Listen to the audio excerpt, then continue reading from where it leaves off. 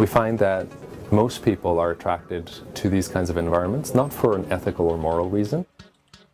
They're attracted to it because it offers a much greater quality of life.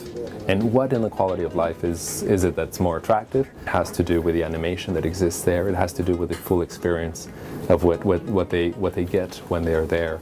And one of the things that we're trying to understand is how can we start to describe these environments?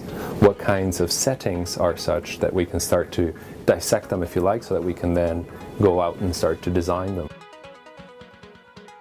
My partner Norm Hodson and I had a real opportunity to be a pioneer in mixed-use development. We were the authors of the redevelopment of Granville Island in Vancouver, and this is something that dates back to the mid-70s. Granville Island is pretty unique because it's the second most visited destination in Canada next to Niagara Falls. So through time, if you were graphing the amount of people that arrive there, it continues to ramp up. It's the unofficial heart of the city of Vancouver, where people hang out in a very unique and relaxed way.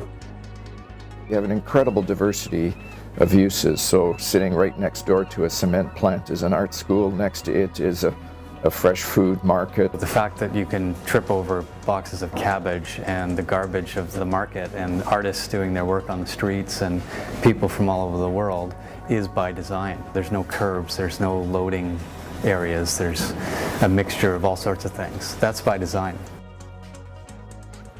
Urban Magnets itself comes from a highly respected planner, Mark Holland, who took upon himself to look at Granville Island, take it apart piece by piece, and try to understand why, after 35 years, it continues to build on its own success and be more successful. Traditional planning codes are all about separation.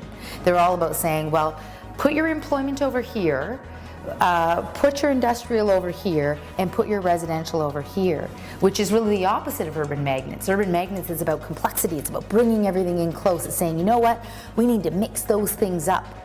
There's 5 major ingredients to a place being successful by design. A retail experience, but not a traditional retail experience. One that is very much of a place. It's not a foreign brand or box. It's built of where it is. The second would be production on site, which we've kind of lost, especially in the Western world, over time. So if we bring that back, and Granville Island certainly has that, where people are actually making the things that are being sold, at least some of them on site, then there's an authenticity about it. The cement factory, which is against all zoning to have heavy industry, but it's been fought for by our firm, by Dialogue, for years to be there, because it's the last piece of the authentic waterfront in Vancouver. And it works brilliantly. The barges animate False Creek, there's blue-collar employment downtown, there's an understanding of where concrete is made, and it's not a sort of separate sanitized piece, it's part of the city. That's what we need more of. The third would be an educational piece, so that if you're taking one of these elements, you're selling it, you're building it, but you're also teaching everybody how to use it, make it, do it. The landscape needs to be derived from the authenticity of the activity as opposed to an architectural imposition the other way. So it's very much a part of the fabric.